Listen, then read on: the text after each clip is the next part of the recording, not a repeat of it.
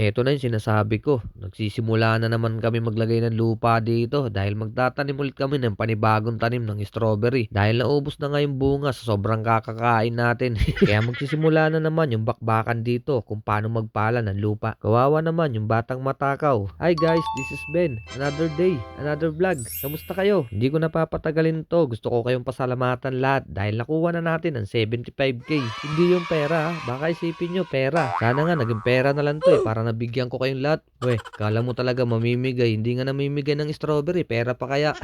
Dahil dyan, maraming salamat sa inyong lahat. Hindi naman natin maaabot dyan kung wala kayo. Kung walang sumusubaybay. Kaya masasabi ko lang sa inyong lahat, kung katulad ko kayo, sipagan nyo na mabuti. Dahil ang pinakamalaga ngayon, kailangan mo ma-reach ngayon yung 100k. Kahit hindi ka man gaano kasikatan o hindi ka man kilala ng iba. Basta ang importante, gawin mo yung best mo. Dahil marami na nagsusumikap dito at maraming gustong patunayan kung hanggang saan ba ang kaya nila. Kaya malalaman mo yan kung bakit gusto ng iba na maabot yung 100k followers na yan. Kaya balik ulit tayo sa kwento. Maglalagay na kami ng lupa dito dahil wala na nga bunga. Wala na kami makain. Back to normal na naman ulit. Dito makikita nyo talaga kung paano magsimula sa paghihirap bago magbunga ang kasarapan.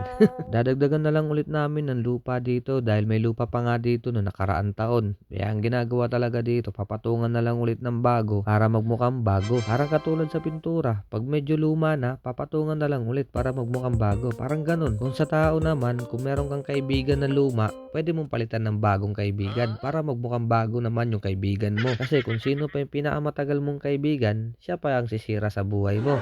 Ayan na, nagsimula na naman siya. Ang layo na ng kwento ah. Sinasabi ko sa inyo na ginagamit nilang lupa. Tignan nyo na mabuti. 'Di ba yung sa nyog? Kumbaga yung sa sako na yan, halos magkapareho lang sila. Kasi sako-sako yun. Ito naman bultuhan naman to. Dito nakalagay sa may paleta. Ito yung tira namin yung nakaraan taon. Kaya dudurugin ko to ngayon, babasain ko to, tapos dudurugin ko pa, 'di ba? Galing. Kung pagkain lang to, kakainin ko to eh. Ako lang mag-isa. Tapos pagkatapos ko durugin yan, lalagyan ko yun sa number 3 kasi kulang yung lupa doon. Kasi 4 lang yun, oh. Kulang yun, oh. Kinuha nyo yata yung dalawa eh. Ay yung 6 eh. Tara, trabaho muna tayo. Gugutumin na naman ako nito.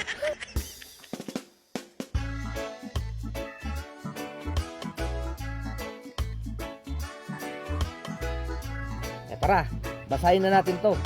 Pinasa ko na nga eh.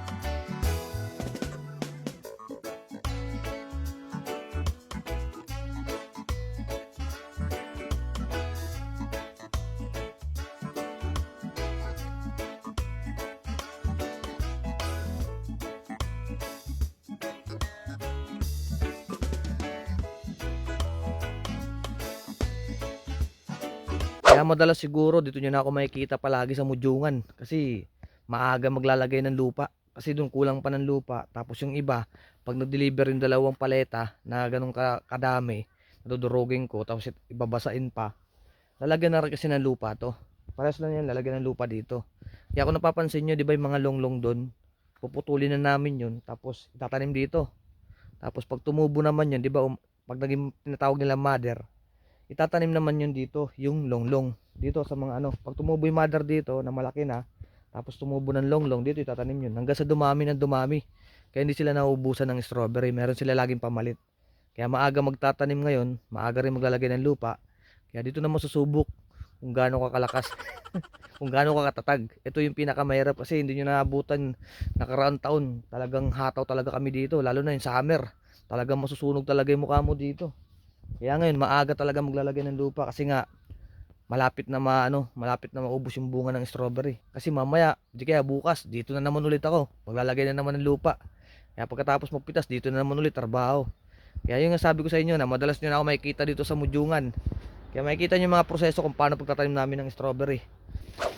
Uh, Pagod. Sakto, alas 6. Tapos, lagyan ko na lahat. Apat to. Apat na hilera. Baka bukas, balik ulit ako dito. Dito naman lalagyan. Grabe, pagod oh. Dungis ang bata oh. Lubog na yung araw. Grabe, gutom ako. Tara, pahinga na tayo.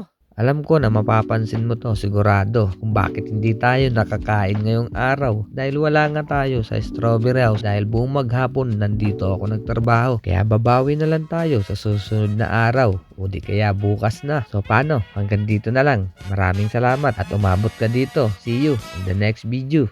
Bye-bye!